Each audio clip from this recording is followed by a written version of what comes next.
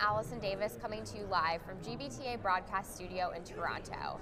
Today I have here with me Renee Sprole from VIGILINT. Renee, Hello. Thank you so much for being here with us today. Thank you for having me. Glad to have you. So Renee, for our members, for our GBTA members, duty of care is really their top priority. So can you talk to me about how consultative medical advisory services can help meet their responsibility they have to their travelers?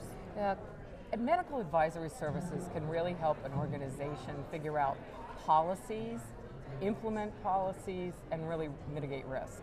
And when you do that, suddenly the travel aspect becomes less burdensome and more of let's just have successful business trips.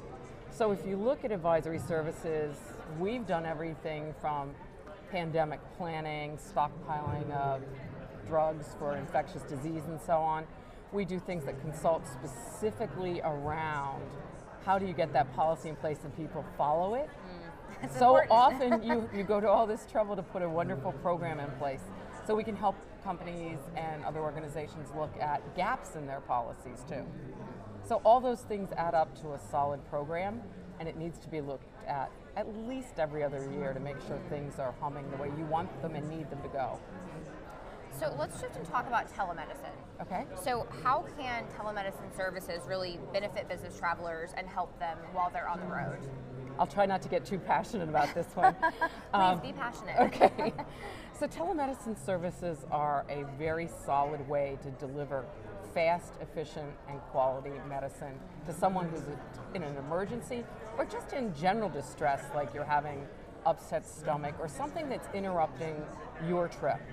And for you, it could be, dramatic. It could be a terrible situation. It could be the worst day of your life, you feel like. Yeah. So to help with telemedicine, you can get to a doctor in 30 seconds. Wow. As long as you're calling, using WhatsApp, you can use email. There are different ways to come into a telemedicine company. We do it so you have a 5-second pickup and then 30 seconds to the doctor. And that kind of thing can help you get back feeling better and be productive very quickly. The whole goal is to avoid the end dramatic result of an evacuation. Yeah. And to keep travelers feeling productive, feeling safe and Absolutely. secure. One of the things we add within our telemedicine program that has been very useful to travelers is they go with a personalized travel medical kit that has travel-size prescriptions in it, only for them. It allows them to cross borders if they have multi-country trips.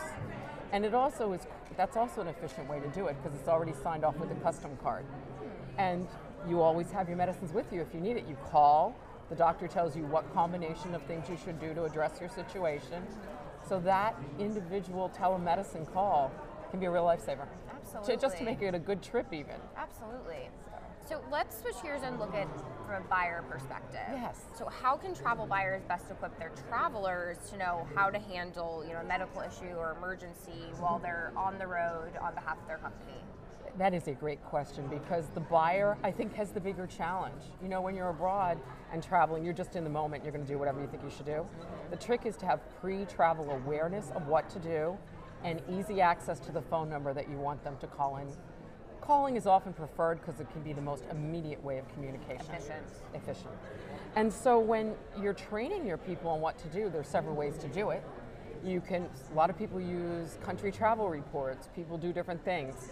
I make it as simple as this. Have them pre-program their phone with the number you want them to use. Have them put in your backup number or whatever extra number the firm offers as the secondary call, and send them with a little membership card. That tells them again where everything is. Heaven forbid the person who needs help can't make the call, then someone else can pull that out of their wallet. So it's that pre-awareness of the buyer, what to do to train them, and then really letting your people know it's okay to call. The one nice thing about calling into telemedicine, it's very private. You don't have to tell the 5 people you're traveling with that you need to go to a doctor because you have diarrhea or some other thing that you really don't want when you're traveling. Yeah.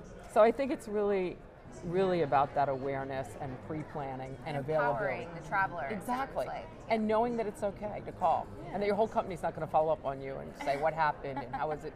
It's just a good way to handle it. Well, Renee, you're doing very important work at VIGILINT. Thank you so much again for being with us today. Thanks for having me. Pleasure to have you. Once again, I'm Allison Davis coming to you live from GBTA Broadcast Studio in Toronto. Thank you for joining us.